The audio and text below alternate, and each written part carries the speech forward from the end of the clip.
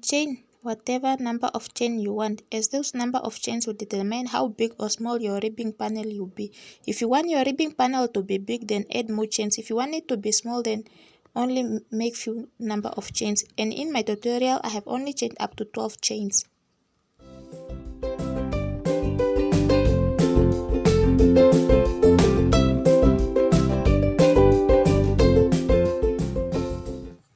Single crochet into the next chain after the hook, or from the hook, whatever you prefer.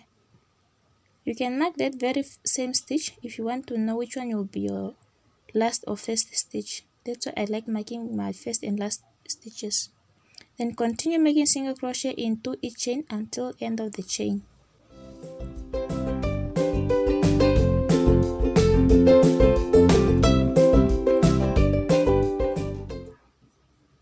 At the end, chain 1, then you work. That chain 1 does not count as a stitch. To begin the second row, single crochet into the very first stitch from the hook, but only into the back loop. And that's what we are going to do for this entire ribbing panel. We are only going to work into back loops.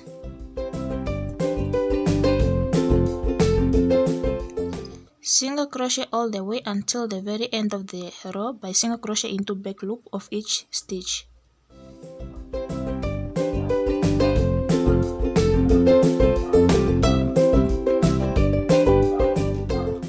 In this very last stitch, single crochet into both loops. Always chain 1, then you work. And remember that chain 1, as I said, does not count as a stitch. So that's why we are always starting in the very first stitch from the hook. Continue making single crochet into each stitch back loop until you have about 98 rows, which is the perfect measurements for size small, because this ribbing panel is the one that will be around your waist.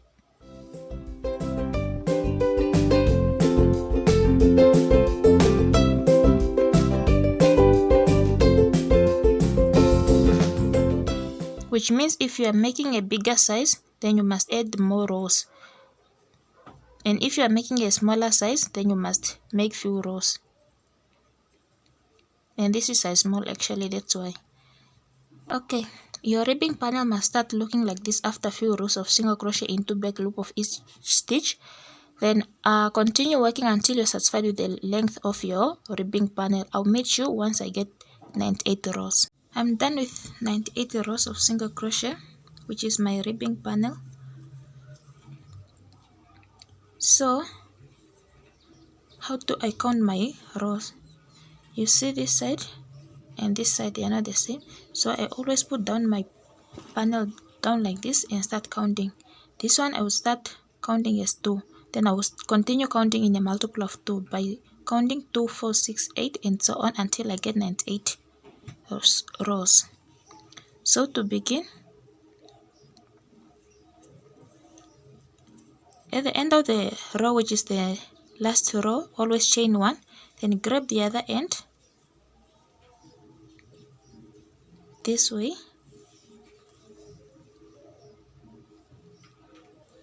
or you can turn it out this way, whatever way you prefer.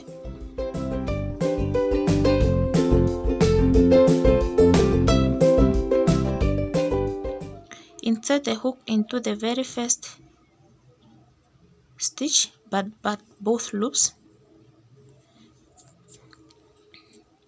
Insert the hook into the very first stitch from the hook, both loops. Then on the other side, look for the first stitch, which is this one. Insert the hook as well. We are going to join with a slip stitch. Yarn over, no, sorry, don't yarn over, just pull through, slip stitch. Insert the hook into the next stitch, as well as into the next stitch on the other side. Pull through like that. Continue making slip stitch until the very end.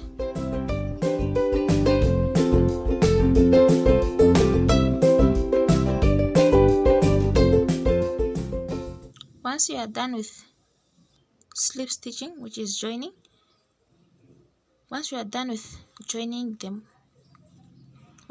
joining your ribbing panel, your work should be looking like this, and this side will be your right side and this side will be your wrong side.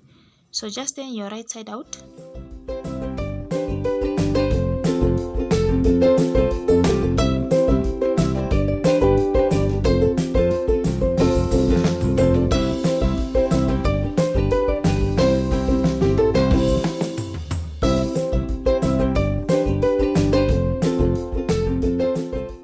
Don't forget to chain one before you proceed.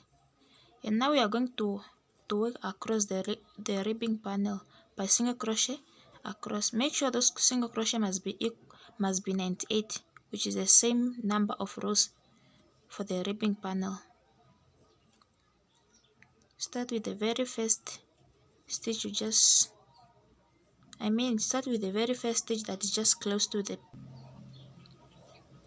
You can mark it as well. Then continue making single crochet across your ribbing panel. Just make sure you are making the same number of stitches as the same number you have made for your ribbing panel. They must not be too close to each other or too far from each other. Just make sure they are well spaced. This is how your stitches must be looking like.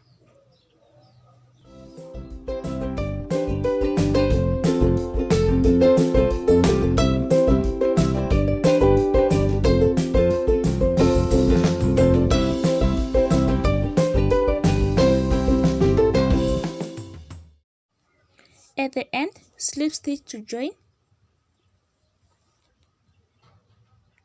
chain one and turn your work. For the next row, we are going to start working in the very same stitch we have made a slip stitch.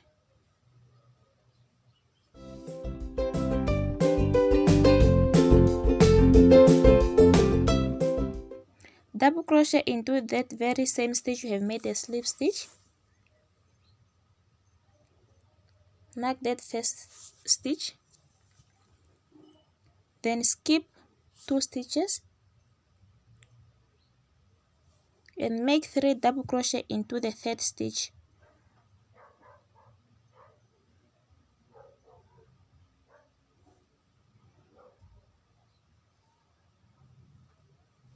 Skip 2 stitches again and make 3 double crochet into the third stitch, and repeat that for the entire row until at the end. Actually, that's what we are going to do for this entire project.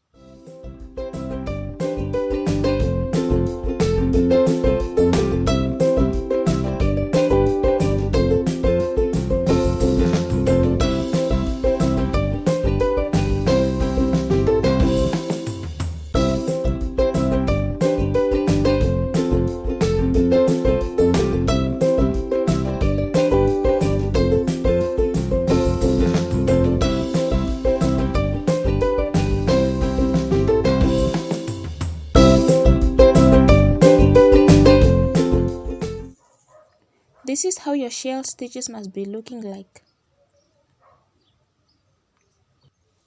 At the end, just make 1 double crochet into that last stitch.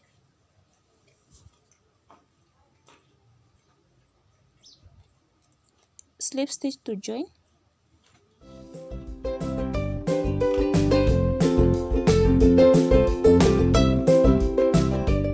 Chain 1 and turn your work. Remember to always keep chaining 1 before you turn your work.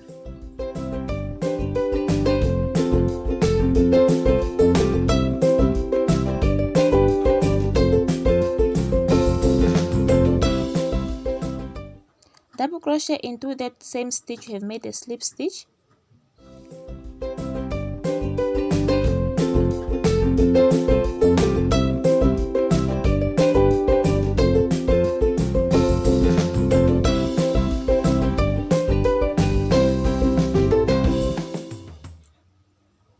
Skip 2 stitches again and make 3 double crochet into the third stitch.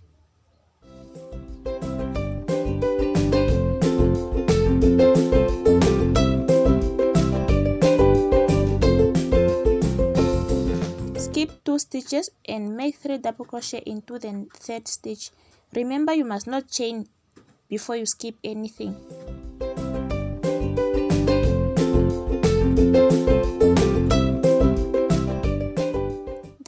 just the same, and we are going to do the same thing by slip stitching, chaining one, and turning our work.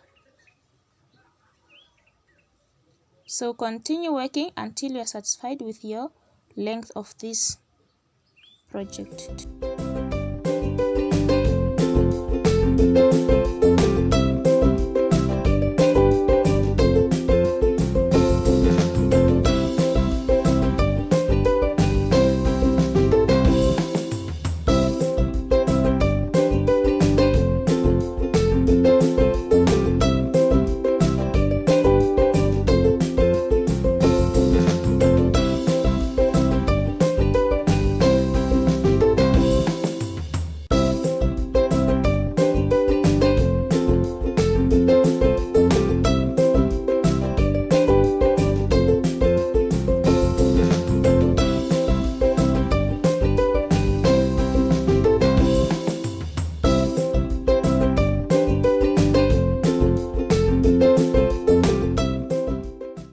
This is my last row with this color, but you can continue with the same color if you want your top to have only one color, but in my case I want it to have two different colors.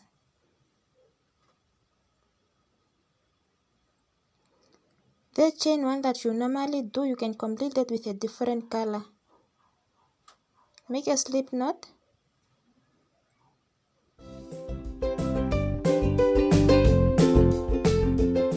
and insert the hook.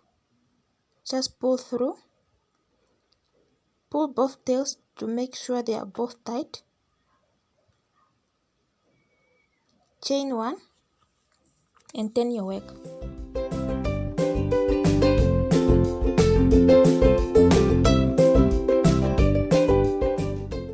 Bring those two small tails in front of you so you can work them in. Start making double crochet into that very same stitch you have made the slip stitch as usual.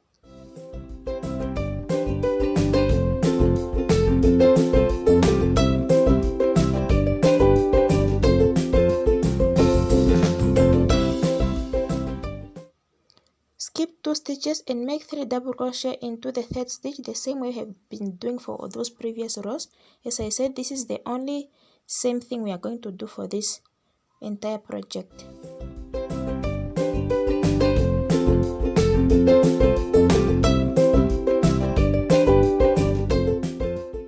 Make sure your tails are not left behind.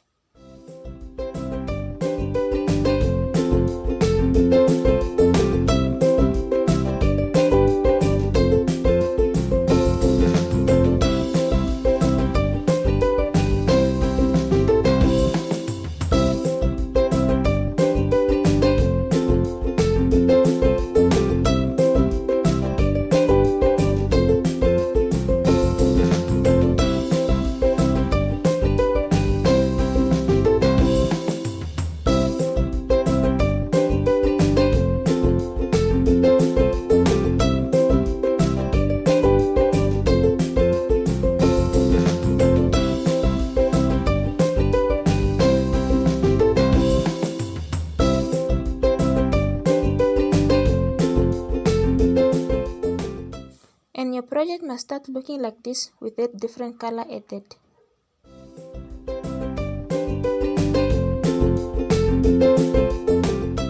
Just complete the row the same way you have completed for those previous rows.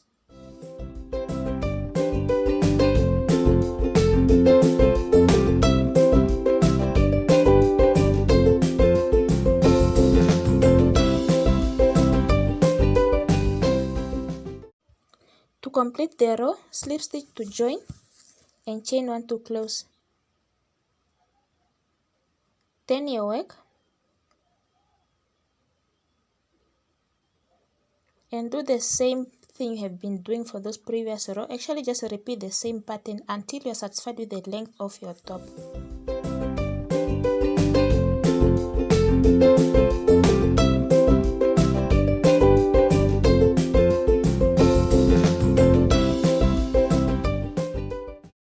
So I'm done with the body part of my top. For the next step, I'm going to show you how to add straps. Whereas the first one I have done it off camera, but I will be showing you how I will be adding the second one. So for you to add your straps, just lay down your project flat and count any number of stitches, or maybe let me say just mark wherever you are comfortable placing your straps on both sides.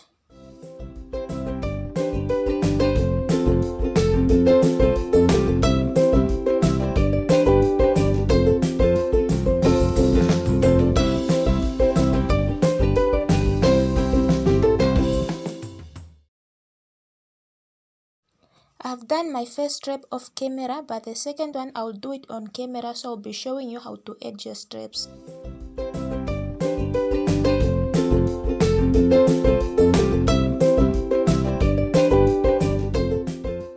You can place them wherever you are comfortable putting them. Grab your yarn, make a slip knot, insert the hook in, make a slip stitch into that same stitch you have marked with a with a stitch marker. Join with a slip stitch, then chain any number of chains you are comfortable with.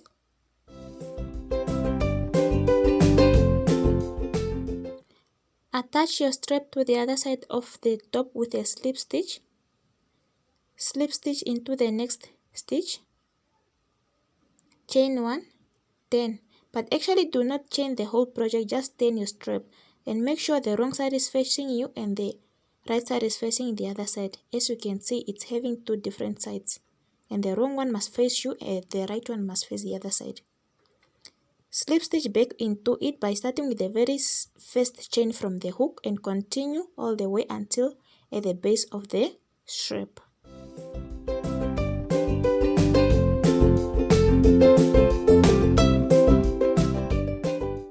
Once you made your last slip stitch into the chain of the strap, then slip stitch into the next stitch on the top to finish off. Chain 1. You can cut off the yarn.